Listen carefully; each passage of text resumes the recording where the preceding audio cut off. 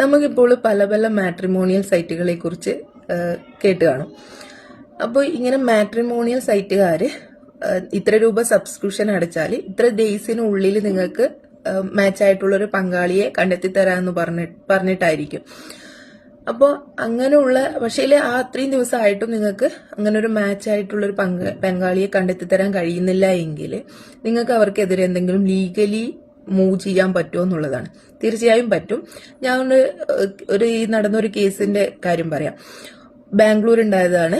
ബാംഗ്ലൂർ ഒരു അച്ഛൻ തന്റെ മകന് വേണ്ടിയിട്ട് ഒരു പങ്കാളിയെ കണ്ടെത്താൻ വേണ്ടിയിട്ട് ഒരു മാട്രിമോണിയൽ സൈറ്റിൽ രജിസ്റ്റർ ചെയ്യുന്നു. അപ്പൊ അവർ പറഞ്ഞത് അവര് 30,000 രൂപ കൊടുത്തിട്ട് ഒരു സബ്സ്ക്രിപ്ഷൻ എടുത്തു.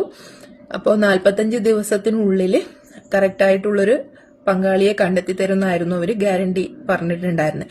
പക്ഷെ 45 ദിവസം കഴിഞ്ഞിട്ടും അങ്ങനെ ഒരു മാച്ച് ആയിട്ടുള്ള ഒരു പങ്കാളിയെ കണ്ടെത്തി കൊടുക്കാൻ അവർക്ക് സാധിച്ചിട്ടില്ല. അപ്പൊ ആ ഒരു സമയത്ത് ആ അച്ഛൻ കൺസ്യൂമർ കോടതിയെ സമീപിക്കുകയും അവരുടെ കാര്യങ്ങളൊക്കെ ബോധിപ്പിക്കുകയും ചെയ്തു. അപ്പൊ കൺസ്യൂമർ കോടതി വിധിച്ചത് അവരടച്ച 30,000 രൂപ പ്ലസ് 30,000 രൂപ ടോട്ടൽ 60,000 രൂപ കോമ്പൻസേഷൻ കൊടുക്കണം എന്ന് പറഞ്ഞിട്ടായിരുന്നു ചെയ്തിട്ടുണ്ടായിരുന്നത്. അപ്പൊ നിങ്ങൾക്കും ഇങ്ങനെയുള്ള അനുഭവങ്ങളൊക്കെ ഉണ്ടെങ്കിൽ ഇങ്ങനെയൊക്കെ ഇത്ര ദിവസത്തിനുള്ളിൽ എന്ന് പറഞ്ഞിട്ട് ഒരു ഗ്യാരണ്ടി നിൽക്കുക എന്ന് പറയുന്ന ഗ്യാരണ്ടി പറയുക എന്ന് പറയുന്ന ഒരു ലീഗൽ റൈറ്റ് ഒന്നും അല്ല. പക്ഷേ 100% ഉറപ്പൊന്നുമില്ല. ഇപ്പൊ നമ്മളൊരു മാട്രിമോണിയൽ സൈറ്റിൽ രജിസ്റ്റർ ചെയ്താൽ പങ്കാളിയെ കിട്ടണമെന്നൊന്നും 100% ഉറപ്പൊന്നുമില്ല.